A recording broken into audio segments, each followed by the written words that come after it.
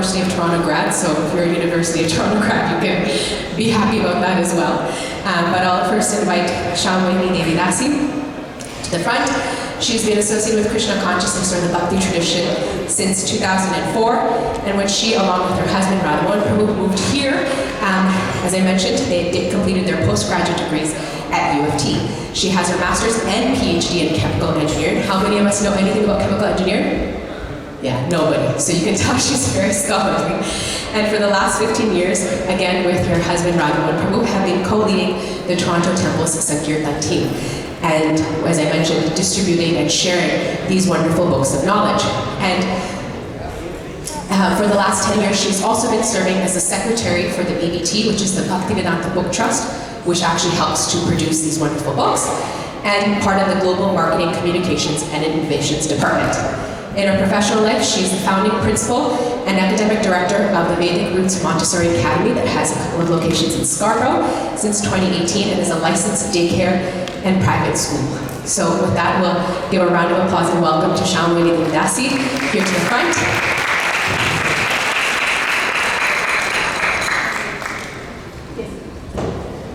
And for our second speaker, who I don't necessarily see, but I know she was around here somewhere. Okay, I see her now.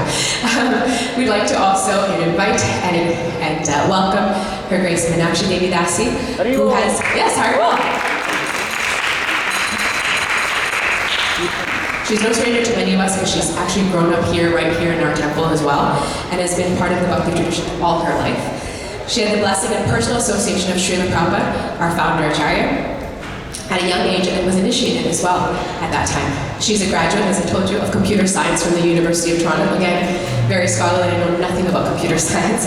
And she serves in various roles, including the Iskcon Toronto Sankirtan, the Sankirtan team, as I mentioned, and specifically in our Shastra Dhan program, which again, if you haven't heard about beforehand, you'll learn a lot more about today, and is part of the Iskcon North American Mentorship Initiative, Prabhupada Foundation, and Friends of BBT. So I know that was a lot to digest in one instant, but it goes without any doubt that we're very excited to hear from both speakers and to learn more about this wonderful, amazing, and encouraging month of December, where we will be celebrating the Bhagavad Gita. So with that, we'll ask for everyone to welcome them with a round of applause.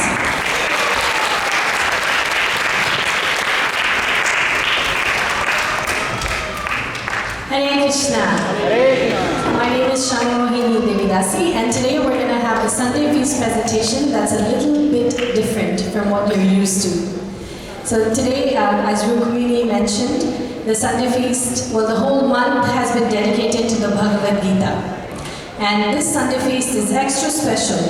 Why, you may ask? Because this week, coming up on Wednesday, is the Gita Jayanti, the day when the Bhagavad Gita was recited by Lord Shri Krishna to his dear devotee and friend Arjuna.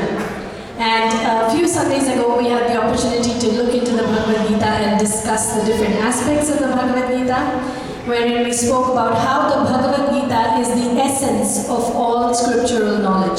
So if we compare all the Vedic knowledge to a cow, the essence of that cow, the essence of that knowledge is present in the Bhagavad Gita. So the Bhagavad Gita is a world-renowned book, even beyond the realms of people who consider Bhagavad Gita as a part of their faith. It is looked upon as a textbook of yoga. It's a mandatory part for any yoga teacher's training course. It's referred to in religious departments for studies. It's studied upon by many famous people, Albert Einstein, Mahatma Gandhi, and there's a long list. So why is the Bhagavad Gita so special? In addition to the fact that it is the essence of all Vedic knowledge, the Bhagavad Gita is a handbook of life. It presents information that you, I, everybody on the street, irrespective of their connection to the spiritual realm of Gita, can use and apply in their lives. Most of us in this world, we suffer not because of what happens to us, but because of how we choose to react. Because I don't think there is anybody here who can really say that I can control what's going to happen to me. By my practice of yoga, by my tapasya, by my sadhana, can you control what happens to you? No. But our spiritual practice, knowledge, allows us to react to what happens to us. And in that reaction lies our power. How we perceive the realities of life depends on our state of mind. And the Bhagavad Gita allows us to be equipped to control and manage our mind. How do we react to what happens? When somebody says something bad about us, what do? Do I go into this endless cycle of negating myself or trying to prove the other person wrong? Or do I move on because it's just temporary and who cares what somebody else thinks anyway? What happens when I face an adversity, the loss of a loved one? The Bhagavad Gita explains it all. It gives us the essence of all spiritual knowledge that you and I and everybody who's living, in essence, is a spiritual spark. A soul which is essentially in quality same in everyone. So there's no difference between you and I on a spiritual level. There's no difference between a person with a better skin tone, a person with a better physical appearance, a dog, an animal. In the spiritual realm, we're essentially all the soul. And everything that's happening to us in this world is actually happening to an external covering. Just like tomorrow, Gita, I'm going to pick on you. She has a beautiful name, Gita. You may wear an orange color sari tomorrow, but you still stay the same. Our dress, the things that our bodies are like the dress that we wear. And with changing seasons, we're changing lives. The bodies keep changing just like dresses keep changing. But our real essence remains the same. And that real essence is a soul. And what the soul needs is not a list of accomplishments, is not a resume fulfilled with job, not applications, but job experiences and awards lists. But the soul craves connection. The soul needs love. And the soul needs service. Someone to love and something to do. And that's what the Bhagavad Gita presents for us. The Bhagavad Gita shares who is it that we can love and there will be no heartbreak. Who is it that we can reach out for shelter and we can always come to them. It's the Supreme Lord Shri Krishna. And how can we do something with all our energy, all our resources, is by engaging in some service. So therefore, this Bhagavad Gita, in a very brief nutshell, is the essence of all spiritual knowledge, and it's beyond being kept as a textbook of worship, something that you worship every day. It's something that you take in your life and you apply. This time of the year is especially special, extraordinarily special, because not only do we read the Bhagavad Gita, but there's a lot of emphasis on sharing the Bhagavad Gita. In the Gita, Shri Krishna says that there is no one more dear to me than he who shares this knowledge. So during this time of Gita Jayanti, all over the world, thousands and thousands of people are sharing the Gita. Because Lord Shri Krishna says, there is no one more dear to me than he who shares this knowledge. And when we share something, we learn more. The best way to study is to become a teacher. So when we pass on this knowledge, we get more out of it. And all over the world, there is a goal of distributing 4.2 million Bhagavad Gitas. And there is many ways in which you can participate, and this evening's presentation is going to touch upon what are the different aspects of how you can participate. And why should you care? It's okay, we're coming up here and talking about the Bhagavad Gita and why you should share. Because just going back to the basics, we are a soul at our essence. The soul needs connection, something to do and someone to love. And Lord Shri Krishna has given the formula perfectly in the Bhagavad Gita. There's several hundreds of copies of the Bhagavad Gita, but the Bhagavad Gita as it is, present right here, is an authentic version that was translated by Srila Prabhupada. More than 500 million copies of the Bhagavad Gita have been sold since the Bhagavad Gita was published. And this Bhagavad Gita is changing people's lives every day. When you take a Bhagavad Gita and invite it into your life will be transformed. When you give it to somebody else, their life will be transformed. And when you share it, we're making the world a better place, one book at a time. Because there's nothing else that can solve the problems of life except knowledge. So that's why it's so important to share the Bhagavad Gita. Whether we understand or we don't. But if we endeavor to share, we understand more. With this, I'm going to take a little break and we're going to show you a little video that brings to you the power of Bhagavad Gita in a fun and enlivening way. They walk through the world, searching for meaning, for purpose throughout. So many doubts, yeah. Strolling on Wall Street, caught in the chase, chasing the cash, but missing the grace, feeling the pressure, losing the way, stumbling through life, never enough day after day. There comes the head, with the Gita so bright, the spark of renewal, igniting the light.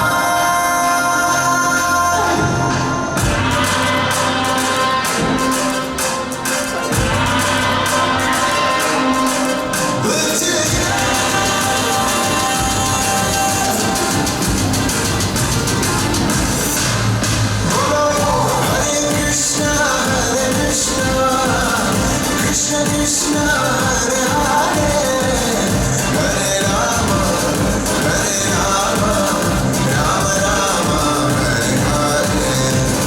Hare Krishna, Krishna Krishna, Hare Hare, Hare Rama, Rama Rama, Hare Hare.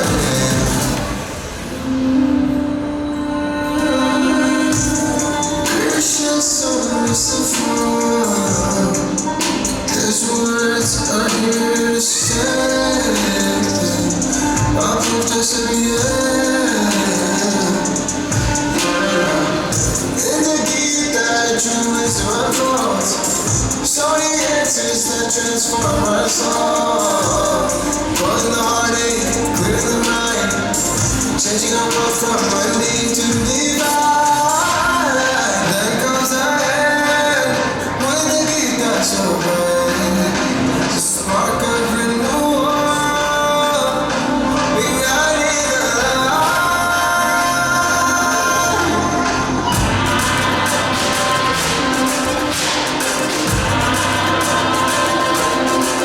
Lifting Hare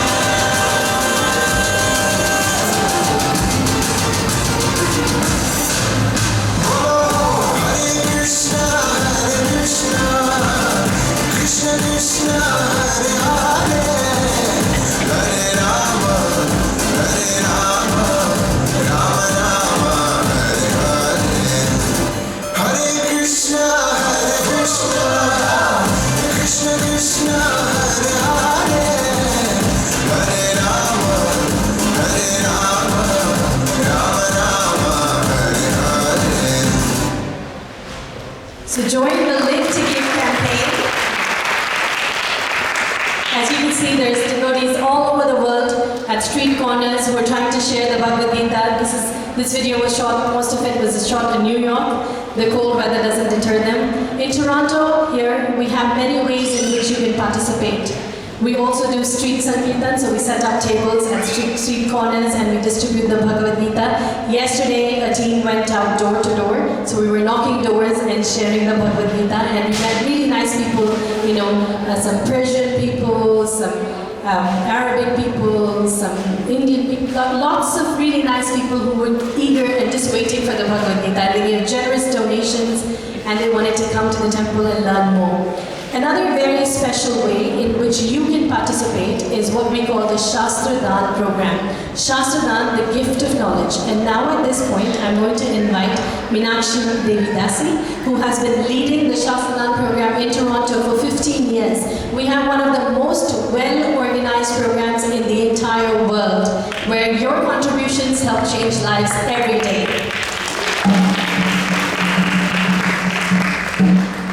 Thank you, Shyama Mohini Mataji. So as Shyama Mohini Mataji said, and I'll just echo it, that in Toronto, the Sankirtan team is sharing the wisdom of Vedic literature, of Srila Prabhupada's books in many, many different ways.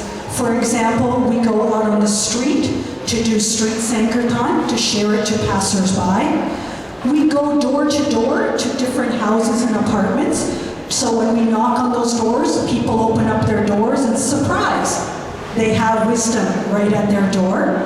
We go in stores, store to store, and we also do events where we set up tables in various events, various festivals, and even right outside in our own temple. And another major aspect of our sharing of knowledge is through Shastradan. Shastradan literally means gift of knowledge. Shastra means knowledge, and Dan means gift. So our Shastradan team is systematically placing this literature in venues and institutions where the residents or those using these institutions may not otherwise have the opportunity to touch, to see, to read these books. And so through these placements, we are providing people with hope, with purpose, with some future, with some answers. And where are we placing these books? We're placing it in quite a number of channels. For example, in prisons and correctional institutions, where the inmates are stuck there, right? They can't get out. They have no avenue to really touch the real world. And some of them are hopeless. They don't know what they're going to do with their future. They've done a crime, what's next? And they come across Srila Prabhupada's books, like the Bhagavad Gita, and it has an impact on them. They want to know more. They want to get more books, more titles, even the Srimad Bhagavatam in the resource centers. We have some prisons that actually have the smaller titles of Srila Prabhupada's books, and they put them in the welcome kit, so that when an inmate arrives for the first time, they get a spiritual book right away. We also place it in libraries, the Toronto Public Library, Mississauga Public Library, Markham Public Library, Pickering Public Library, the list goes on. So when people go to the library, why do they go? They want to read, right? They want to get some knowledge. Maybe they go to get some fictional books, but they also go to learn. And so when they're inquisitive, they can go to the philosophy and spirituality area and find books like the Bhagavad Gita, the Krishna book, and even the Srimad Bhagavatam. And they're officially available there, fully microfiche for borrowing. We also place books in hospitals. When patients go to hospitals, they're in pain. Physical pain, but also emotional pain. What's happening to me? I was in an accident. What will happen now? And the families are also questioning as well. And so Bhagavad Gitas are available for them in the prayer rooms, in the multi-faith centers, and the chaplains themselves go and visit the different patients and make these books available for them. So it's making a difference in hospitals. We also place books in courts. Hopefully most of you have not had to go to court, but if you don't go to court, you might have to swear an oath. And traditionally, people swear an oath on the Bible. But now we have the opportunity, through our placements, to have people swear an oath on the Bhagavad Gita. We also place in little free libraries. Maybe you guys have gone on a stroll in a neighborhood and seen these birdhouse-like structures with some books in them. They're quite cute, right? And people put books in there to share with each other. And so what do? We place Science of Self-Realization, Bhagavad Gita, Krishna book, The Higher Taste, and so on. And so when people are passing by and they look and they're inquisitive, they open up the little door and they see a Bhagavad Gita and they grab them. And we do see them being taken. And so then we try to replenish. These folks might never come to the temple. They might never come to an event where they'll see Srila Prabhupada's books. But here, they get the opportunity to do so. We also place in hotels and motels. So when people are traveling, they end up in the room, maybe they're bored, maybe they open up the drawer to see, maybe they're stressed out, and lo and behold, we have a Bhagavad Gita there. Some hotel operators even put Bhagavad Gitas in the lobby. And we find that the guests actually want these books. They actually read these books, and many actually ask if they can take the book with them. And the operators say, sure, go ahead, and then we replenish as well. Why are they taking the book? Because they're getting something out of it. They're getting some answers. We're also placing books in hospices, nursing homes, long-term care centers. This is where, people have spent their whole life pursuing whatever they're pursuing, material pursuits, this, that, and the other thing. And now they're towards the end of life and they're saying, well, was that all there was? What did I do with my life? And so they might be looking for answers, finding what's next, what happens after this. And so we have Bhagavad Gita, Srimad Bhagavatams even in these type of facilities to help not only the residents and the patients, but also their families who are in a lot of anxiety as well. And we're also placing in shelters and community organizations. Of course, there's a lot of need out there. People are looking for, this homelessness, people need shelter, they're hungry, they need food, they need clothes. So that takes care of some of those kind of needs. But where we come in is we actually provide the spiritual side of things, giving people long-term hope, long-term purpose in life, right? So that they're not continuing that cycle of misery and suffering. We also place books in airports. I'm sure many of you have been at an airport, right? You're rushing to your plane. You might have a purpose to go somewhere.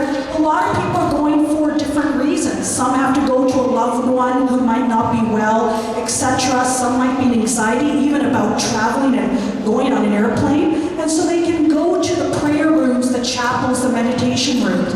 And we have soft-covered Bhagavad Gitas there, which people are welcome to actually take on the plane with them, and they do so. And so these are in all the airports across Canada. We're also placing in schools and universities. So schools cover Sunday school programs in other temples, for example. Also covers language and cultural schools that might be teaching, for example, Tamil or Bengali or whatnot. And side by side, we have the spirituality being taught as well. And then in universities, we're placing them in multi-faith centers, Bhagavad Gitas and Srimad Bhagavatams. So when young minds are searching, and certainly they're studying academically, but then they also have an opportunity to have the spiritual side of things. And we're placing books in the military, the Canadian Armed Forces. So the Navy, the Air Force, and the Army, our books are there. So when these military folks are going out, they're being deployed, whether domestically or abroad, and they might be questioning, what am I doing? Yes, I'm going to war, there's all this suffering, etc. And they're contemplating. They have the Bhagavad Gitas there. And they can take these Bhagavad Gitas with them because, again, they have the opportunity to have soft covers, so when they're deployed, they can take them. And we also place in police divisions and RCMP.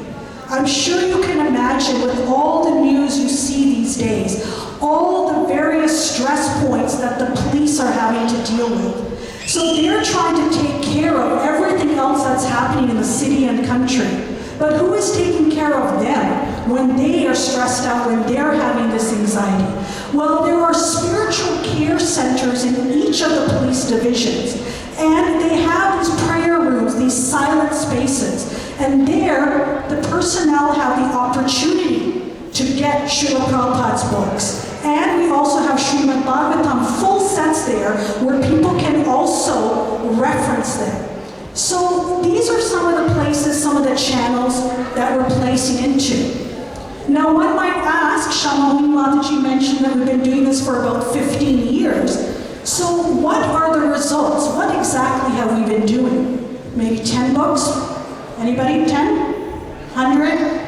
1,000? We have placed in over 4,000 venues across the country. And we have placed over 175,000 books in those venues. And this is a team effort. It's one dream, one goal, one team. And part of that team is you. The first step for us to be able to do this is by your help, by your support, by your sponsorship, your funding, your prayers, and your blessings. And then we actually have to go and speak to these various institutions.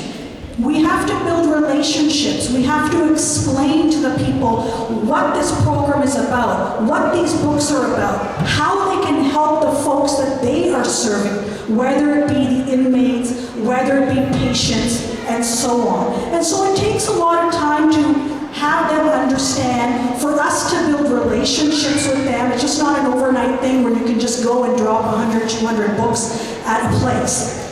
And then once they have accepted that, then we have to curate the solution for them. So for example, in prisons, we cannot give hardcovers most of the time. We can certainly keep hardcovers in the reference area, but they cannot have hardcovers for the inmates because it can turn into a weapon, for example.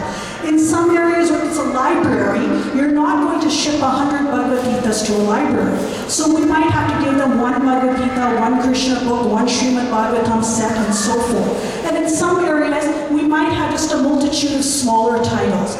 So things have to be curated and customized for the venue that it is going to. As you see, we do that as well.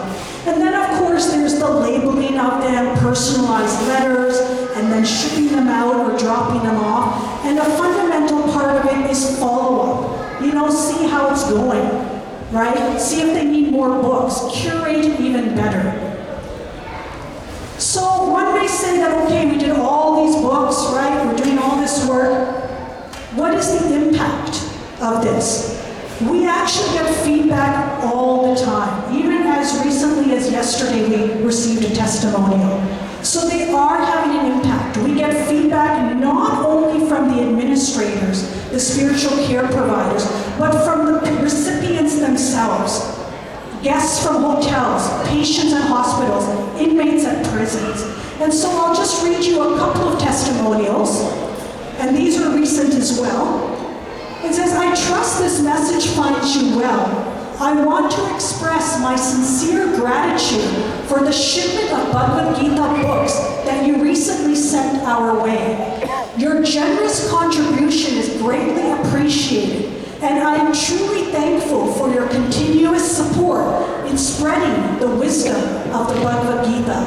The books will undoubtedly be valuable resources for our community. Your assistance has made a significant impact on our efforts, and we look forward to continuing this meaningful collaboration. Once again, thank you for your generosity and dedication to sharing the teachings of the Bhagavad Gita. Your support is invaluable, and we are truly grateful for the positive influence it brings to our community. And this is from the Toronto Police Service.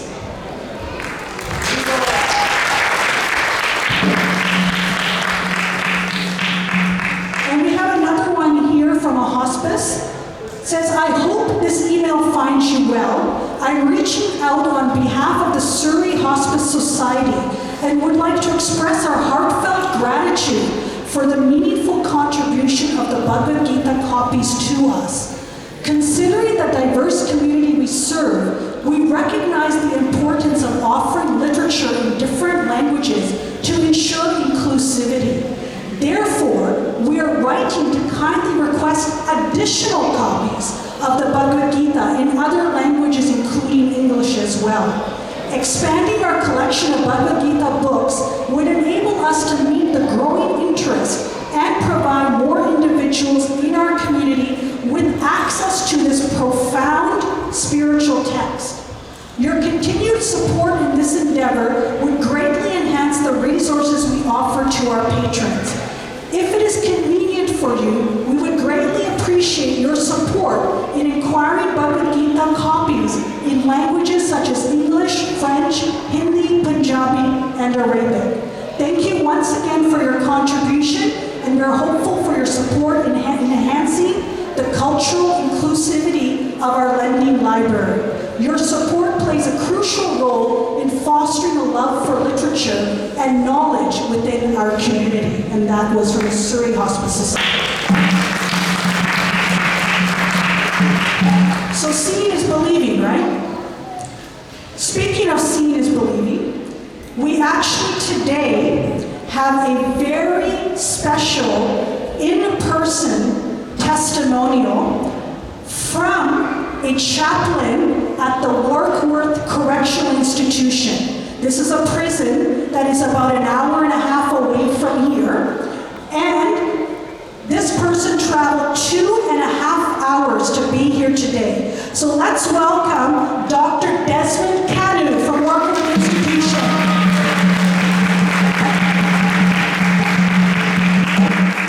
Thank you for being here, Desmond. Thank you so much, Minakshi. Well, thank you for taking 2.5 hours to get here. We really appreciate it. Yeah, let's give another warm welcome to Desmond. I wonder why you didn't ask me to say these folks. Because you're our special guest. It's an honor to be with you folks here today. I didn't expect this larger crowd. That's Minakshi. She doesn't tell me what to do, give me a heads up. But it's an honor to be here with you today. Thank you, thank you. We've known each other for more than 7 years now, right? By phone, yeah. By phone, yes. Yes. So maybe you can tell a little bit about how you serve at Warkworth Institution, what you do with the inmates and so forth. Okay. The Warkworth Institution, if some of you would have known the history of prisons in Canada, is the largest prison in Canada. We have got some of the most notorious, I like to call them residents. It's a community per se, right? It's just like people on the outside, but these are guys that went astray and committed a crime, and so they're suffering the consequence of that. As you and I know, if we err, we do something wrong, we're going to suffer the consequence, right? So that's why they're there. But it's a pretty interesting place because you get to meet people of all different race, culture, ethnicity, and pretty much in prison you will find the whole world there, all the countries, pretty much, right? So they're coming from different background. Some would bring with them their culture, some will be seekers. I was listening to Minakshi as she was speaking there.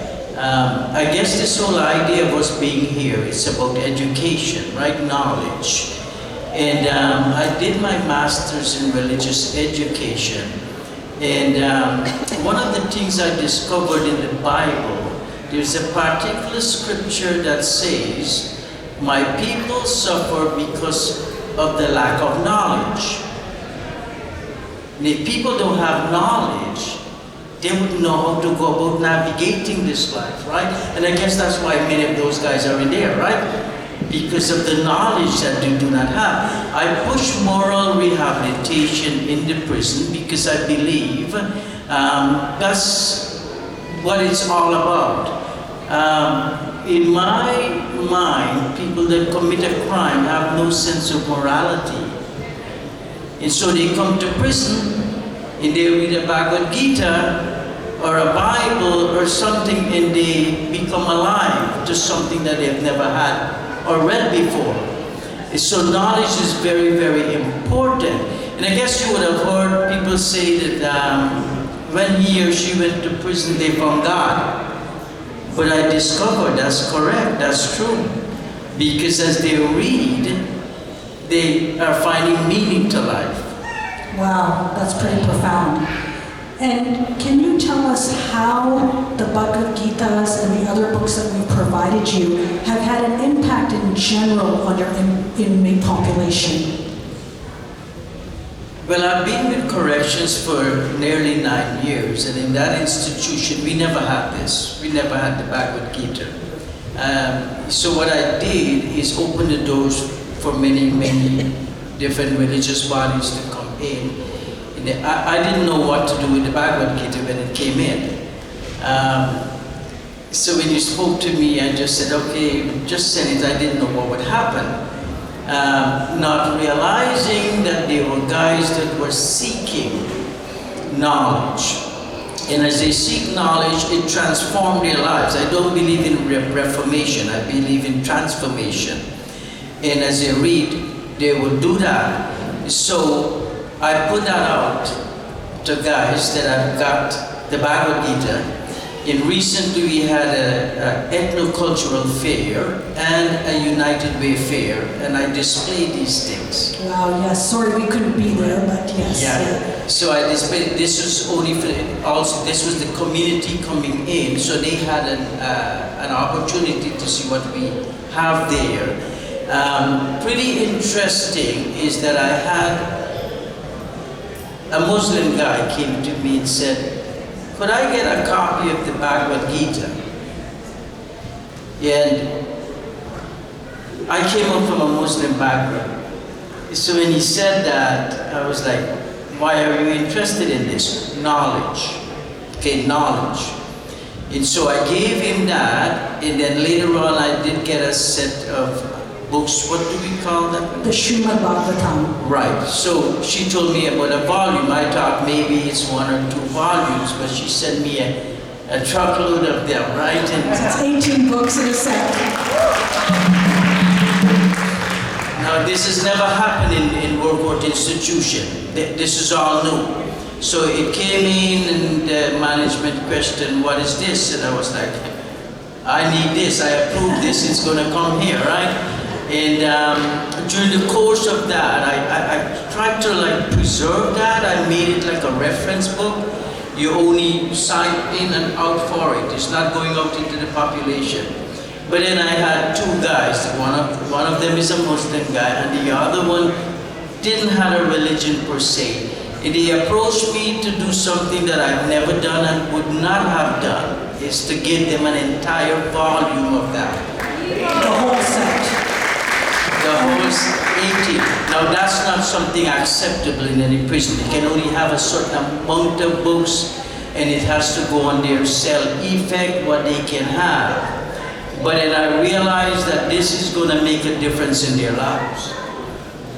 So I approved that, and I put that onto their cell effect. They had it in the cell, but I didn't know what they would be doing. So I'll be giving, I could not give them all at the same time, so I'll give them piece by piece until they got the entire volume.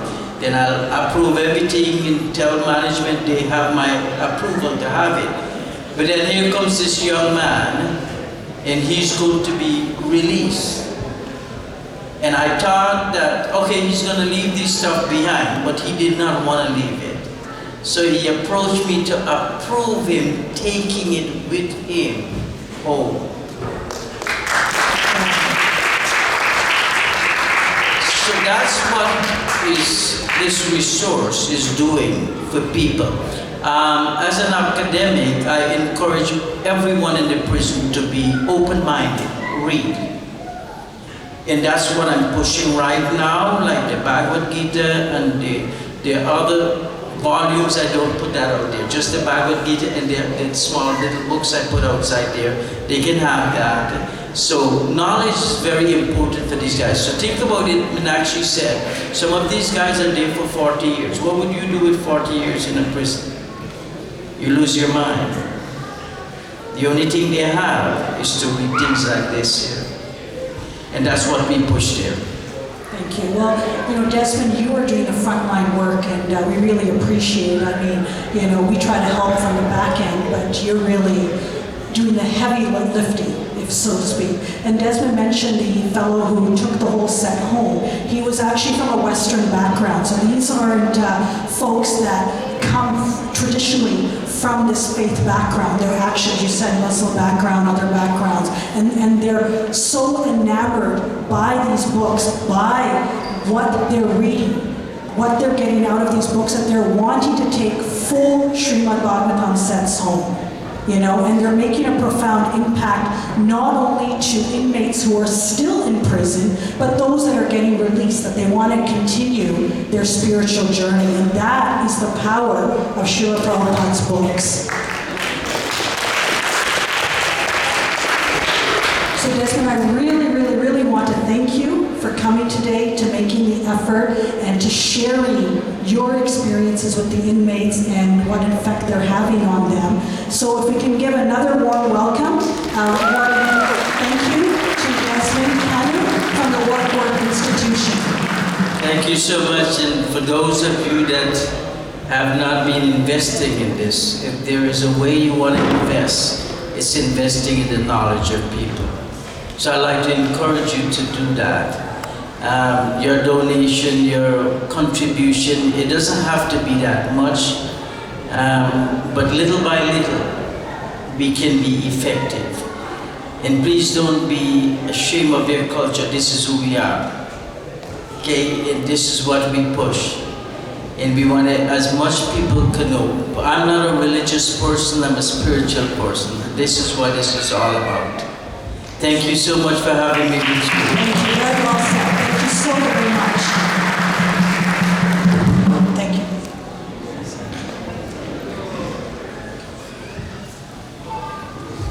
So now we will just finish off the presentation with Srila Prabhupada's own words, which is, the more such literatures are read and distributed, the more auspicity will be there in the world.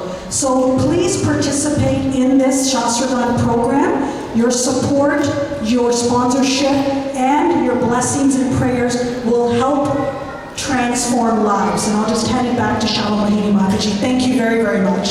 Wow, that was really heart-touching, wasn't it? Thank you so much, Minakshi Mataji, and thank you, Desmond. Well, all I can say is that please come forward.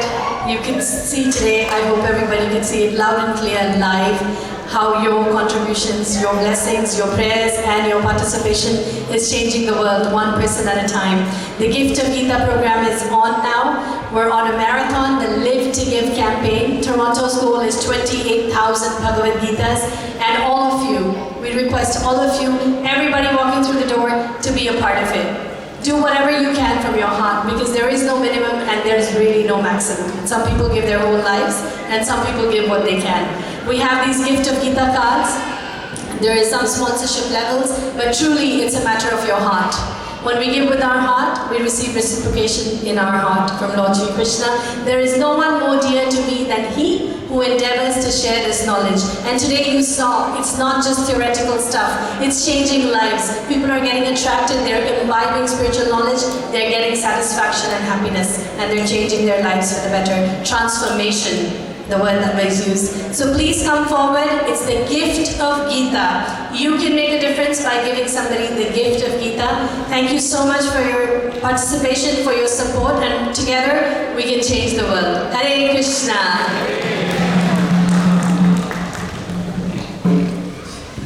We can give them a huge round of applause. That was really great to hear. I know it was a bit different than our usual Sunday feast if you've been here before, but it certainly is great to see what happens behind the scenes. And as you can see, there's a lot of work that happens, and you get to be part of this, not the smallest part, but the easiest part, right? Is being able to give this gift of Gita to many, many others. As we kind of mentioned, every Sunday feast, we like to ask our audience here if there's anyone here for the very first time, possibly second time. Don't be shy with the raise of hands. Okay, so I guess everybody here sees it. Oh, I see some people hesitant, yes? First time. Let's give them a round of applause, why not? Thank you so much for coming for our regular Sunday feast. It happens every Sunday. We have Amla Harina, if you want to come a bit closer. This wonderful, effulgent person over here. Amla Harina. He is ready to take people on tours. explain a little bit more about our temple, and of course welcome you the best way that we can. So again, after these wonderful announcements, you can meet Allah Harinam just right over here, and he'd be more than happy to help you. I do have some announcements, so we're going to try to get through them as soon as we can, so that we can go on to the next part, which is probably the yummiest part, our vegetarian.